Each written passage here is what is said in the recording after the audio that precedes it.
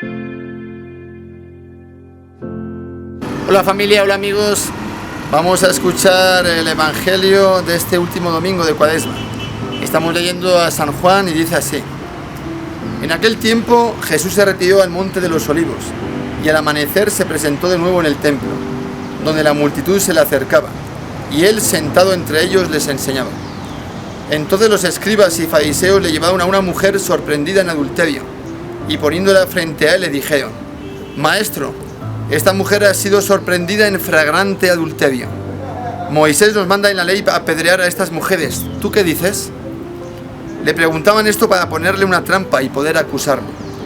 Pero Jesús se agachó y se puso a escribir en el suelo con el dedo. Pero como insistían en su pregunta, se incorporó y les dijo: Aquel de ustedes que no tenga pecado, que le tire la primera piedra. Se volvió a agachar y siguió escribiendo en el suelo. Al oír aquellas palabras, los acusadores comenzaron a escabullirse uno tras otro, empezando por los más viejos, hasta que dejaron solos a Jesús y a la mujer, que estaba de pie junto a él. Entonces Jesús se enderezó y le preguntó: Mujer, ¿dónde están los que te acusaban? ¿Nadie te ha condenado? Ella le contestó: Nadie, Señor.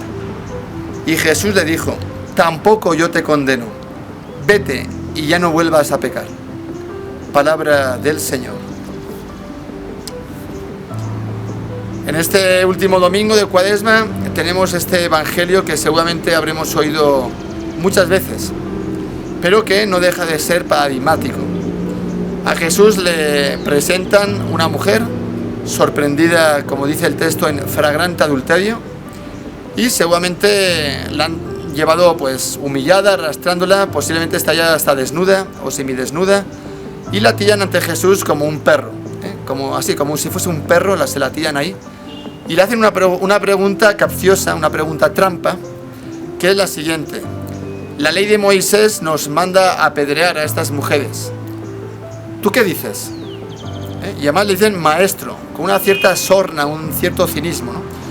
¿Por qué es una pregunta trampa? Porque si Jesús va en contra de la ley de Moisés, la ley de Moisés tenía como sagrada para el pueblo, y por lo tanto parece como que iba en contra de las tradiciones, en contra de la ley. Le podían acusar incluso de blasfemo, de ir en contra de la ley de Moisés, ¿no?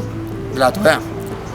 Pero ¿cómo va a decir Jesús que se cumpla la ley en esa monstruosidad de apedrear a una mujer, ¿no?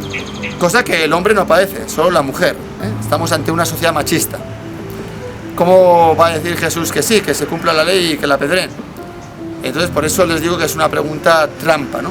Porque conteste lo que diga Jesús, le va a ir mal. Entonces también hay una cuestión que nos podemos identificar también nosotros. Nos podemos identificar con los acusadores y nos podemos identificar con esa mujer.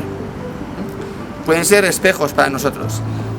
Nos podemos identificar por esos acusadores porque también nosotros, de alguna manera, tenemos la tentación de acusar a los demás de las cosas que hacen mal. Es muy fácil juzgar a los demás y criticar, es muy fácil chismorrear. Este fulanito ha hecho esto, fulanito ha hecho no sé qué, fulanito es tal, fulanito es lo que sea. Y entre grupos pues empezar a despellejar a nuestros compañeros. Eso es una tentación muy habitual y que produce mucho daño, pero es como apedrear, de alguna manera, lanzar piedras contra los demás. Por eso, ante la pregunta de Jesús, si nos dirigiese a nosotros, así, con la mano, con la piedra, no decir, bueno, quien esté libre de culpa, que le tire la primera piedra.